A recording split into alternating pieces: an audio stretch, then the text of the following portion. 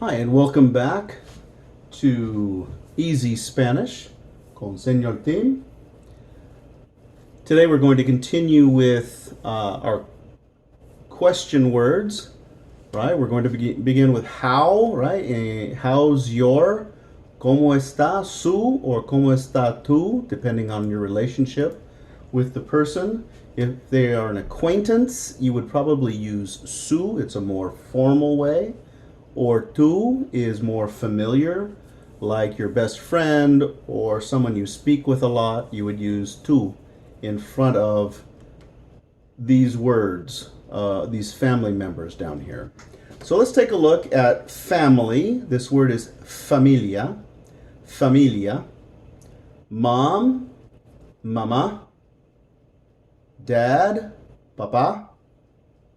Son, hijo. Remember, the H is silent. Hijo. Daughter, hija. Now, these two words here, it will depend on the country you are in. Many countries, they use madre, padre, or even mami y papi. Even when the children are adults, sometimes they will still refer to their mom and dad as mami y papi. Okay? So that's not out of the normal. Okay, let's try it. ¿Cómo está su familia? ¿Cómo está su mamá? ¿Cómo está su papá? ¿Cómo está su hijo? ¿Cómo está su hija? Let's practice with tú. ¿Cómo está tu familia? ¿Cómo está tu mamá? ¿Cómo está tu papá? ¿Cómo está tu hijo? ¿Cómo está tu hija? This is from the students, de los estudiantes. Remember, de can be both of and from. It has two meanings, of or from. So this de los estudiantes is from the students. They had questions on the word hungry and thirsty, on how to use it. In English, we use the verb to be. I am hungry, I am thirsty. It would be a temporary, hopefully, situation. But in Spanish, they are using the verb have. Have. This is an old English way of speaking. I have hunger, I have thirst. Okay, so this, if you think of this as an older English way of expressing hunger and thirst, I have hunger, I have thirst. This will make a lot more sense to you, okay? But in the case today, we use to be and they use to have as describing hunger and thirst. So let's practice. Tengo hambre. Tengo hambre. Tengo sed. Tengo sed.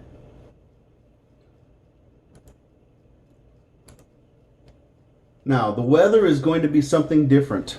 This can be a little confusing, so I've tried to break it up for you into colors so that makes a little bit more sense.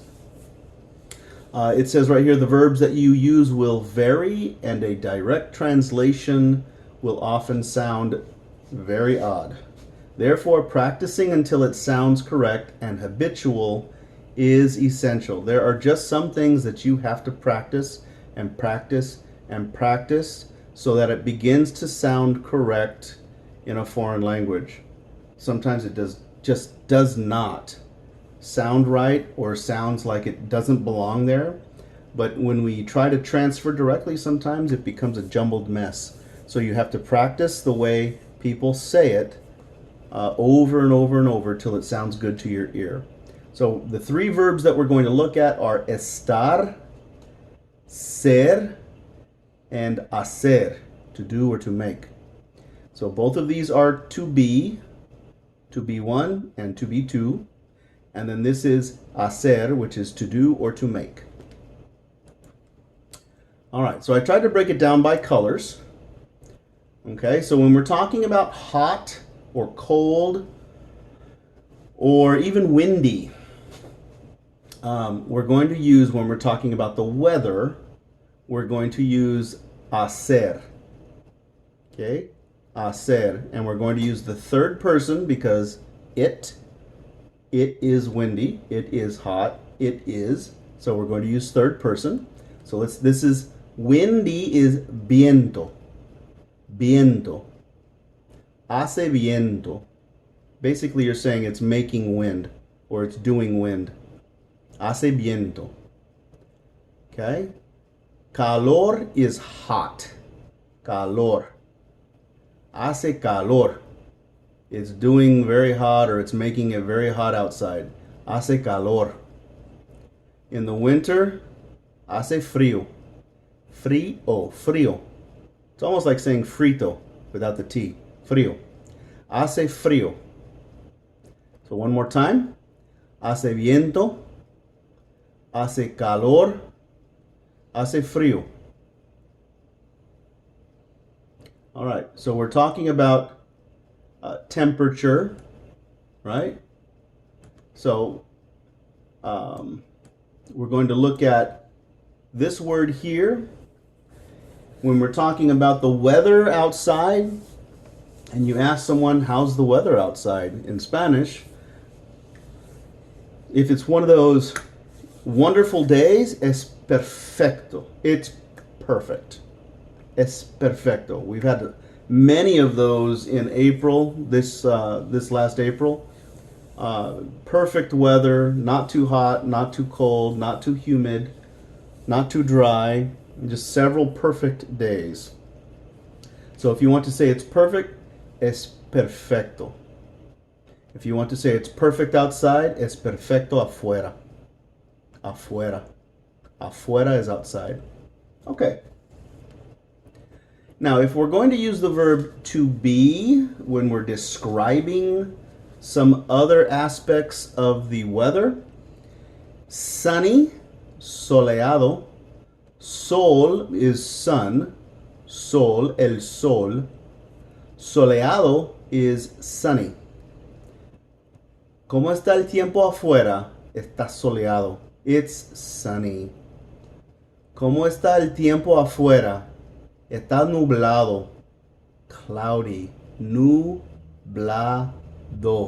Nublado. Está nublado.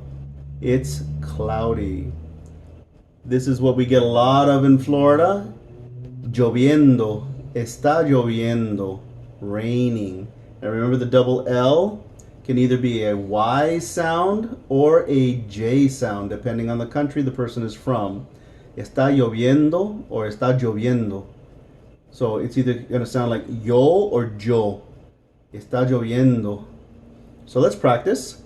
¿Cómo está el tiempo afuera? Now you can also say la temperatura, but normally that means the temperature, 90 degrees, 80 degrees. So el tiempo is more like the weather, okay? ¿Cómo está el tiempo afuera? It's windy. Hace viento. Okay? ¿Cómo está el tiempo afuera? Hace calor. It's hot. August in Florida. Hot, hot, hot. Right? ¿Cómo está el tiempo afuera? Hace frío en enero. Cold, cold, cold in January. Okay? All right. Let's take a look. One more time. Hace viento. Remember the V is going to sound more like a B. Hace viento. Hace calor. Hace frío. Es perfecto. Está soleado. Está soleado. Está nublado. Está nublado. Está lloviendo. Está lloviendo. Let's take a look at what is for dinner. Now, there's many different ways to say it, just like in English. What's for dinner? ¿Qué hay para cenar? Or what are you cooking? ¿Qué estás cocinando? Or what are you making? ¿Qué estás haciendo? So there's many different ways to say it, just like there is in English. So this would probably, one of these two, all three, I use all three. So, ¿qué hay para cenar? I wouldn't use this one much. I'd probably use these last two the most. ¿Qué estás cocinando? What are you cooking? ¿Qué estás haciendo? What are you making? Okay, so we're going to put some typical dishes that you might hear in a Spanish home, a Latino home. Arroz, double R, you're going to roll it a little bit. Arroz, that's rice. This is sancocho. This is a type of soup with corn and potatoes and meat and chicken and all kinds of stuff in there. Sancocho, sancocho, very tasty. Pollo, chicken. Pollo or pollo. Double L will be a Y or a J. Pollo. In a Spanish-speaking home, especially those from Mexico, Southern California, where I grew up, enchiladas. Enchiladas. Enchiladas. This is a typical Mexican dish. For those of you that don't know. Churrasco. Churrasco. This is skirt steak. Churrasco. Very popular. And this is a Puerto Rican dish. Arroz, that's rice, con gandules. Gandules are pigeon peas. So arroz con gandules, and normally there are pork chunks in the rice. They take pork chops or pork chunks and they cook it, then they add the rice, and then they add the peas, and then they mix it all up. Sometimes there are green olives involved, right, at the top. So arroz con gandules, gandules. Okay, arroz, sancocho, pollo, enchiladas, churrasco, arroz con gandules. Okay, let's practice the questions. ¿Qué estás cocinando?